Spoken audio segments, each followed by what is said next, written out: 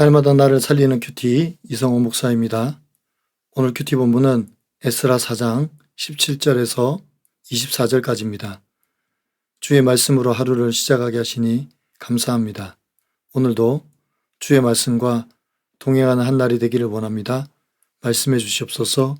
듣겠습니다.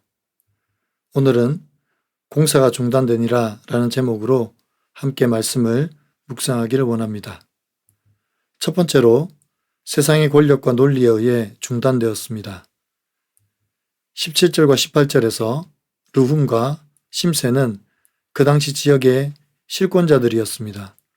이들은 자신들뿐만 아니라 타 지역에 있는 백성들과 강 건너편의 백성들까지 끌어들여서 거대한 반대 세력을 형성하였습니다. 그리고 그들과 함께 아닥사스다 왕에게 상소를 올렸습니다.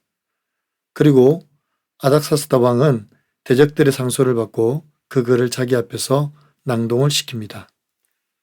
이처럼 세상은 하나님의 일을 방해하기 위해서 얼마나 조직적이고 치밀하게 움직이는지 모릅니다. 때로는 성도들이 가진 하나님을 향한 믿음보다 그들의 결속이 더 강력해 보이기도 합니다. 19절과 20절에서 아닥사스다 왕이 그 상소를 받고 국가 기록물을 조사하게 했습니다. 그러자 실제로 유다의 마지막 왕들이 바벨론에 반역했던 기록들을 발견하게 됩니다.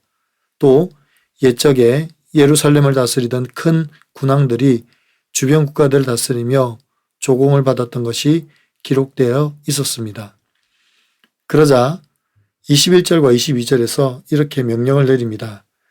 이제 너희는 명령을 전하여 그 사람들에게 공사를 그치게 하여 그 성을 건축하지 못하게 하고 내가 다시 조서 내리기를 기다리라.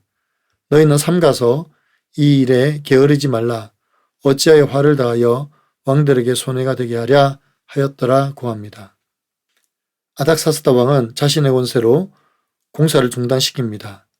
여기서 내가 다시 조서를 내리기를 기다리라는 것은 자기의 허락 없이는 어떤 공사도 진행되게 하지 못하겠다는 독단적인 선언입니다. 우리의 일상에서도 내 의지와는 상관없이 강제로 일이 중단되는 일이 있습니다. 그것이 건강일 수도 있고 경제적인 문제, 관계의 단절일 수도 있습니다. 그러나 이 중단은 잠깐입니다. 반드시 약속의 하나님께서 그 일을 시작하십니다. 여러분 어떻습니까? 과거에 저지른 실수나 죄로 인해 현재 내가 방해받는 일은 무엇입니까? 내가 일상에서 강제로 중단된 일은 무엇입니까? 건강입니까? 경제적 위기입니까? 그럼에도 낙심하지 않고 하나님의 때를 기다리십니까? 두 번째로 강압적인 힘에 의해 중단되었습니다. 23절에서 아닥사스다 왕이 조서를 대적들 앞에서 낭독하게 했습니다. 그러자 그들은 이 조서를 가지고 급히 유다 사람들에게로 갑니다. 본문에서 급히라고 기록하고 있습니다. 이들은 기다렸다는 듯이 왕의 조서를 받자마자 지체하지도 않고 유다 백성에게로 달려갔습니다. 그리고 그들을 권력으로 억제하여 공사를 그치게 합니다. 여기서 권력으로 억제했다는 것은 그들이 군사들을 동원하여 공사를 중지시켰다는 말입니다. 아닥사스다 왕의 조서로만 명령을 내려도 되는데 그들은 온갖 힘과 권력을 동원하여 성전 건축을 중단시킨 것입니다. 이것은 이스라엘 백성들을 향한 폭력이고 강압입니다. 그러면 왜 대적들이 이렇게까지 강압적으로 성전 건축을 중단시켰습니까? 그들이 역사 기록을 찾아보았듯이 다윗과 솔로몬 시대의 유다 왕국의 강력함을 보았습니다. 다시 유다 왕국이 강력하게 세워지면 그들에게 올 경제적, 정치적 손실에 대한 두려움 때문이었습니다. 그래서 그들은 지금의 자신들의 힘으로 유다가 일어나지 못하도록 짓밟고 있는 것입니다. 24절입니다. 이에 예루살렘에서 하나님의 성전 공사가 바사왕 다리오 제2년까지 중단되니라고 합니다. 24절은 대적들의 권력과 힘에 의해 성전 공사가 중단되었지만 그 끝이 있다고 말합니다. 언제입니까? 바사왕 다리오 제2년까지 중단되었습니다. 이 말은 곧 바사왕 다리오 시대에 다시 성전 공사가 회복된다는 말입니다. 이처럼 하나님의 구원 계획은 세상의 어떤 방해에도 포기되거나 좌절되지 않습니다. 중단의 시기도 하나님의 섭리 안에 있습니다. 반드시 완성되게 하십니다. 적용 질문입니다. 나에게 중단된 사역이나 꿈이 있습니까? 이 또한 끝이 아니라 하나님의 때를 기다리는 훈련의 시간임을 믿습니까? 오늘 큐티 묵상 간증은 하나님의 때를 기다리며 라는 제목의 한 성도님의 묵상 간증입니다.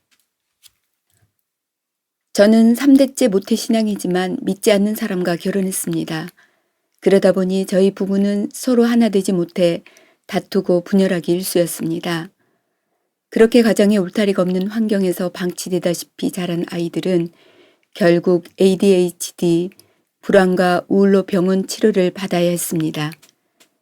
그리고 큰딸은 5년 전에 갑자기 심장마비로 천국에 갔습니다.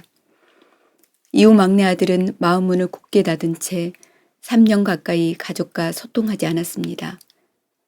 그야말로 저희 가정은 성전 재건 공사가 그친 것만 같았습니다. 그러나 성전 공사가 중단된 바로 그때부터 하나님은 새 일을 행하셨습니다.